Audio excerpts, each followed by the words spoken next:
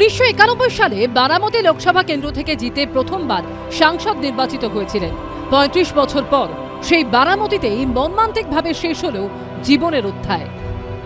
বুধবার মুম্বাই থেকে বারামতিতে ভোট প্রচারে যাওয়ার সময় বিমান ভেঙে মৃত্যু হয় মহারাষ্ট্রের উপমুখ্যমন্ত্রী ও এনসিপি প্রধান অজিত পাওয়ারের। বৃহস্পতিবার বারামতিতে তার শেষকৃত্য সম্পন্ন হলো। উপস্থিত ছিলেন কেন্দ্রীয় স্বরাষ্ট্রমন্ত্রী অমিত শাহ, মহারাষ্ট্রের মুখ্যমন্ত্রী দেবেন্দ্র ফডনবিস, অজিত পাওয়ারের কাকা ও এনসিপি প্রধান শরদ পাওয়ার।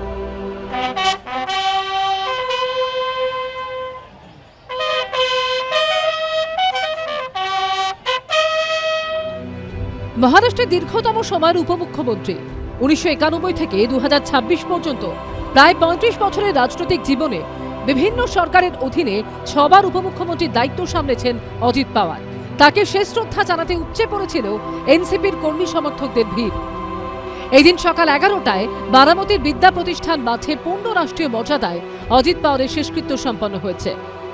বুধবার সকাল 8:44 নাগাদ বারামতি বিমানবন্দরের কাছে মুখ থুবড়ে ভেঙে পড়ে অজিত পাওয়ারের বিমান।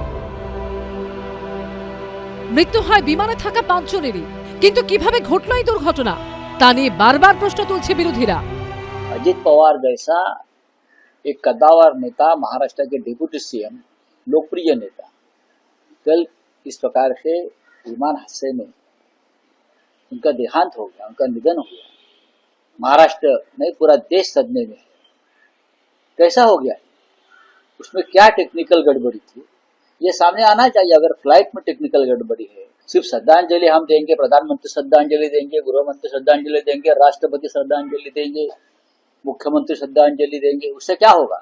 इस प्रकार से हद से 10 साल में कितने हो गया मुझे मालूम है।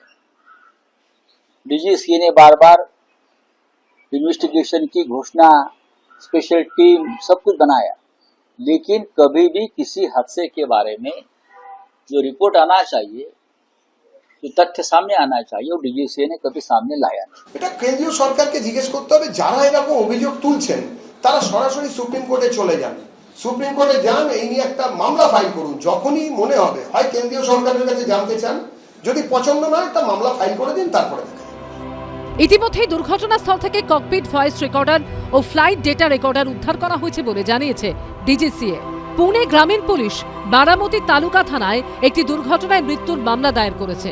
এরই মধ্যে বিশ্বের আরেক প্রান্তে ফের ঘটে গেল বিমান দুর্ঘটনা। কলম্বিয়া ভেনেজুয়েলা সীমান্তে দুর্ঘটনায় মৃত্যু হয়েছে বিমানে থাকা 15 জনেরই। নিহতদের মধ্যে এক সাংসদ ও একজন রাজনৈতিক দলের প্রার্থী। এবিপি আনন্দ। এবিপি আনন্দ, এগিয়ে থাকে, এগিয়ে রাখে।